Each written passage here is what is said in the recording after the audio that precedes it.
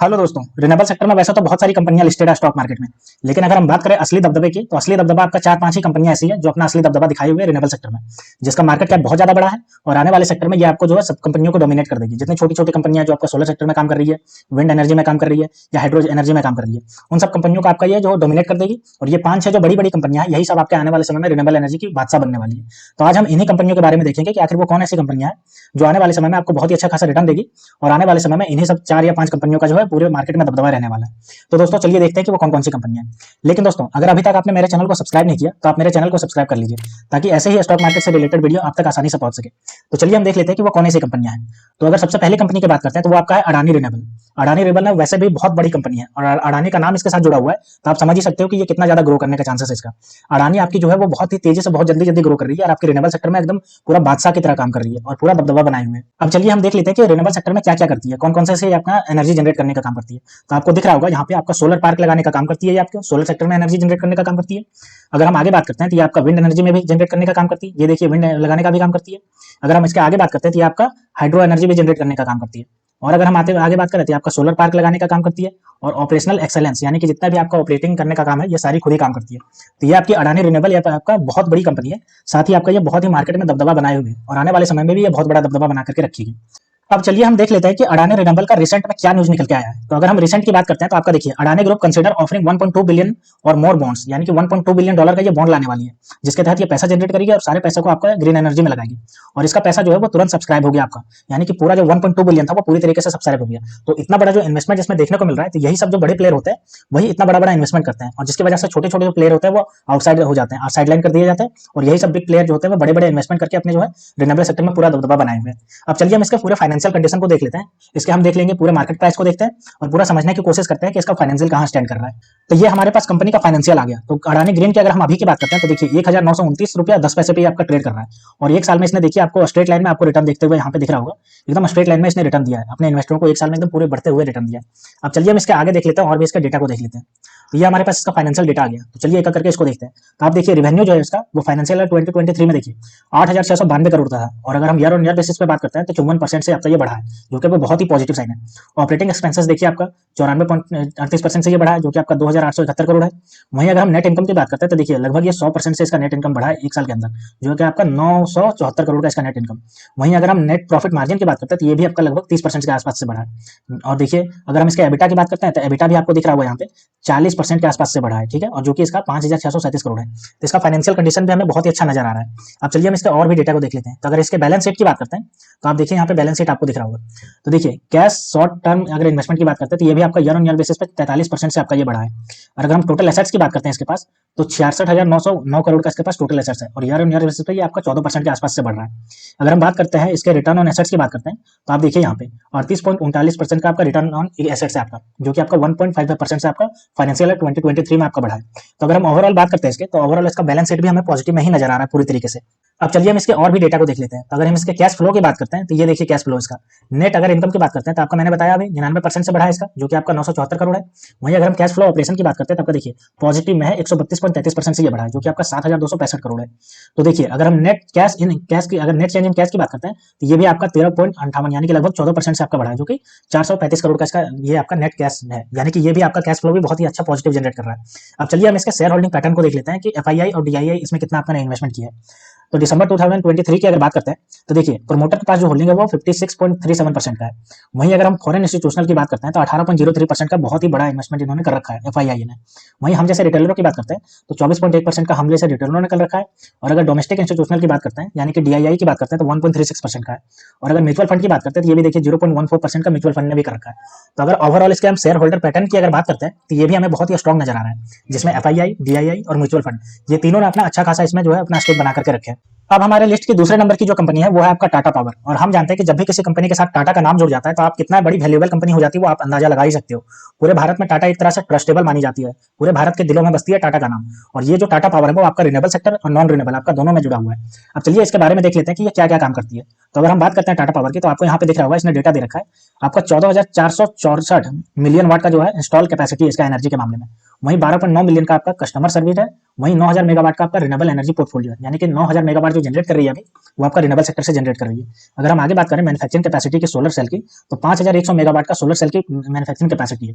वहीं अगर 4000 megawatt plus जो है वो आपका स्केल सोलर ईपीएस यानी कि सोलर पार्क लगाने की कैपेसिटी है, और 4370 प्लस आपका ईवी चार्जिंग पॉइंट यानी कि जो इलेक्ट्रिक व्हीकल के गाड़ियों को चार्ज करने के लिए जो चार्जिंग पॉइंट बनाने जा रहे हैं उसको लेकर के ये 4370 प्लस आपका चार्जिंग स्टेशन बना चुकी है। तो आप देख सकते हो कि इसका कितना ज्यादा ये काम कर चुके हैं, जिसका इसका यहाँ पे नंबर दिया गया है।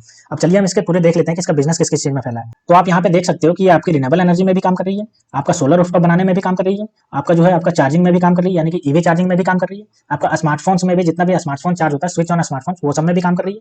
अगर हम इसके आगे बात करते हैं तो ये आपको यहाँ पे नजर आ रहा होगा ट्रांसमिशन डिस्ट्रीब्यूशन में भी काम कर रही है, आपको यहाँ पे दिख रहा होगा ट्रांसमिशन डिस्ट्रीब्यूशन में भी काम कर रही है। कन्वेंशनल जनरेशन यानी कि आपका थर्मल से भी जनरेट होता है उससे भी जनरेट करने का काम कर रही है, पावर की ट्रेडिंग करने का भी काम कर रही है, और आपका पावर सप्लाई यानी कि ट्रांसमिशन का भी काम करती है और डिस्ट्रीब्यूशन का भी काम करती है। तो ओवरऑल ये आपके नॉन रिन्यूएबल और रिन्यूएबल ये दोनों सेक्टर में घुसी हुई है।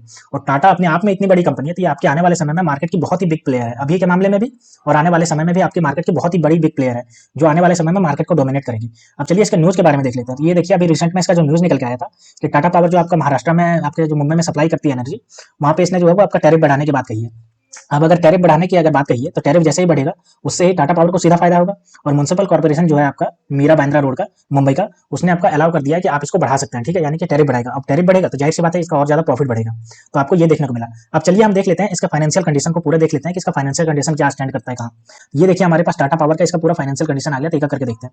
तो सबसे पहले अगर हम बात करते हैं इसके अभी के करंट प्राइस की, तो ये आपका 425 रुपया 25 पैसे पे आपका ट्रेड कर रहा है, और एक साल में आपको दिख रहा होगा कितना आपका ये शार्पली आपका स्ट्रेट लाइन में ऊपर गया ये, यानी कि एक साल में कितना अच्छा खासा रिटर्न दिया होगा अपने इन्वेस्टर को अगर एक साल पहले किसी ने इन्वेस्ट किया होगा तो। अब चलिए हम इसके और भी फाइनेंशियल डेटा को देख लेते हैं कि इसका और भी फाइनेंशियल डेटा हमें क्या कहता है।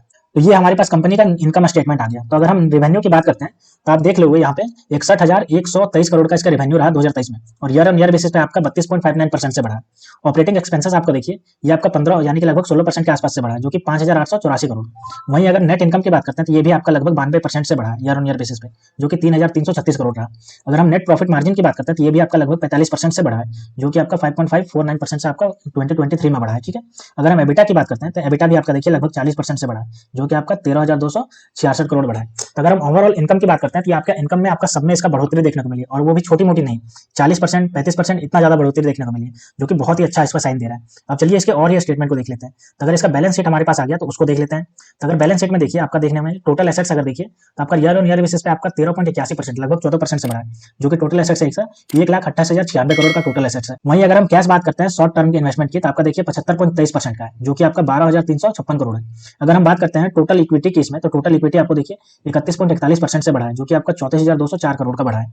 अगर हम आगे बात करते हैं रिटर्न ऑन एसेट्स की, तो आपका देखिए लगभग 68% का रिटर्न ऑन इक्विटी एसेट्स आपका बढ़ा है, जो कि आपको 2.77% आपका 2023 में बढ़ा है। और रिटर्न ऑन कैपिटल की बात करते हैं तो ये आपका देखिए लगभग 17% से बढ़ा है, जो कि आपका 28.74 करोड़ का आपका बढ़ा है 2023 में। तो आपका बैलेंस शीट भी इसमें जो है बहुत ही मजबूत नजर आ रहा है। अब चलिए हम इसके कैश फ्लो को देख लेते हैं। तो ये हमारे पास इसका कैश फ्लो का डेटा आ गया। तो अगर हम कैश फ्लो की बात करते हैं तो नेट इनकम सबसे पहले देखते हैं। मैंने वही देख लिया था 91.59%, जो कि आपका 3,336 करोड़ का रहा। अगर हम कैश फ्लो फ्रॉम ऑपरेशन की बात करते हैं तो ये भी आपका लगभग 7% से बढ़ा है, जो कि 7,159 करोड़ है। वहीं अगर हम बात करते हैं कैश फॉर फाइनेंसिंग की बात करते हैं तो ये आपका घटा है, जो कि आपका 213% से डिक्रीज हुआ है, और वो आपका 1,340 करोड़ से घटा है, ठीक है। तो आपका कैश फ्लो जो है वो कैश फ्लो फ्रॉम ऑपरेशन आपका जो है वो लगभग 7% से बढ़ा है। नेट इनकम की बात करते हैं तो आपका 91% से बढ़ा है। लेकिन अगर हम फ्री कैश फ्लो की बात करते हैं तो आपका इसमें थोड़ी सी गिरावट देखने को मिली, जो कि आपका लगभग 14% से गिरावट देखने को मिली, जो कि आपका 496 करोड़ का आपका गिरावट देखने को मिली है। अब चलिए हम इसका शेयर होल्डिंग पैटर्न को देख लेते हैं कि कौन कौन इसमें कितना स्टेक लगाए हुए हैं। तो अगर हम प्रमोटर की बात करते हैं तो प्रमोटर के पास 46.86% का इसका शेयर है। वहीं एफआईआई के पास जो है वो आपका 9.86% का है, और रिटेल के पास यानी कि हम जैसे रिटेलरों के पास 26.86% का है। और अगर हम डोमेस्टिक डीआईआई की बात करते हैं तो 11% का है, और म्यूचुअल फंड्स के पास 5.42% का है। तो आप यहाँ पे देखने को मिल सकता है आपको कि एफआईआई के पास 10% है लगभग, वहीं डोमेस्टिक के पास 11% है, और म्यूचुअल फंड के पास 5.5% के आसपास है, जो कि हमें बहुत ही स्ट्रॉन्ग पोजीशन देता है इसमें इन्वेस्टमेंट करने को। तो आप इसमें भी कंसिडर कर सकते हो इन्वेस्टमेंट में। और ये जो है वो मार्केट की बहुत ही बिग प्लेयर है, क्योंकि ये टाटा का नाम जुड़ा है इसके साथ। अब जब भी किसी कंपनी के साथ टाटा का नाम जुड़ जाता है तो समझ ही सकते हो कि वो कंपनी कितना आगे काम करती है, कितना ज्यादा ब्रॉड में काम करती है। तो आने वाले समय में ये आपका रिन्यूएबल सेक्टर में डोमिनेट करेगी, तो आप इसमें भी इन्वेस्टमेंट को कंसिडर कर सकते हो। अब हमारी लिस्ट की जो तीसरी नंबर की कंपनी है उसका नाम है जेएसडब्ल्यू एनर्जी, यानी कि जिंदल, जो आपकी इतनी बड़ी नाम आपने सुना होगा, वो आपका जेएसडब्ल्यू एनर्जी के नाम से आपका रिन्यूएबल सेक्टर में काम कर रही है।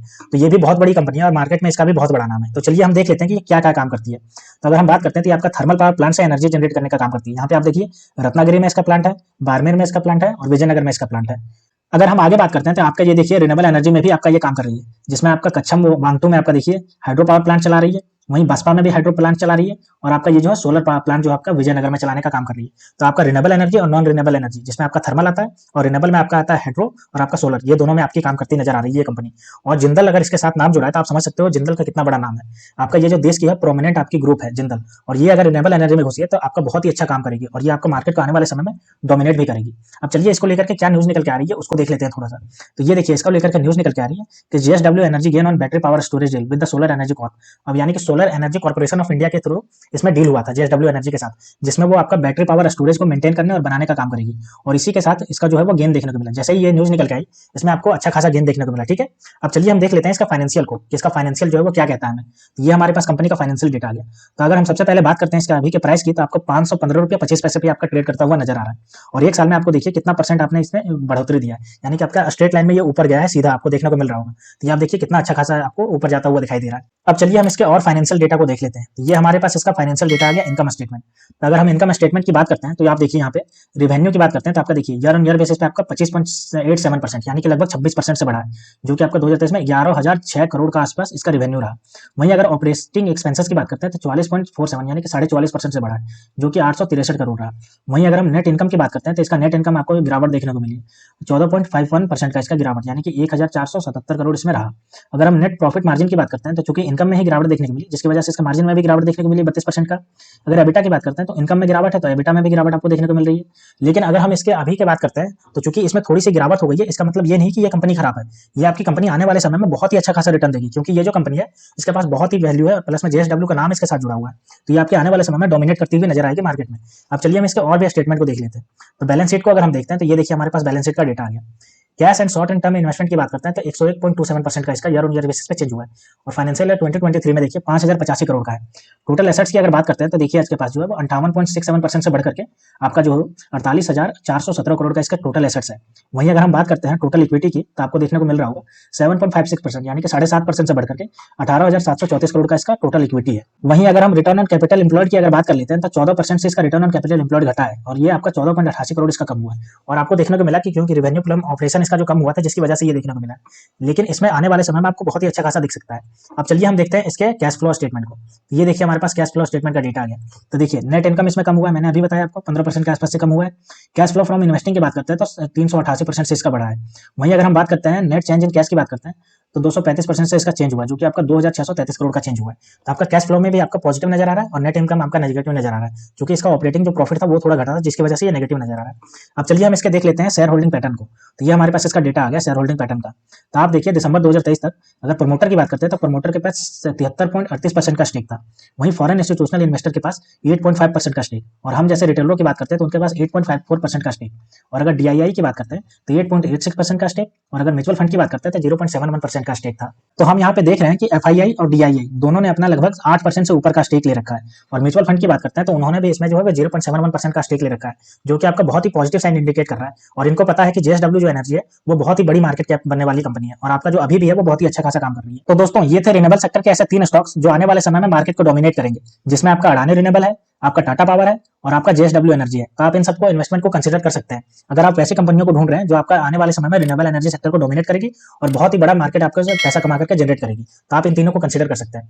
तो दोस्तों ऐसे ही स्टॉक मार्केट से रिलेटेड वीडियो देखने के लिए आप मेरे चैनल को सब्सक्राइब कर लीजिए। तो मिलते हैं दोस्तों नेक्स्ट वीडियो में, तब तक के लिए स्टे ट्यून्ड। Thank you.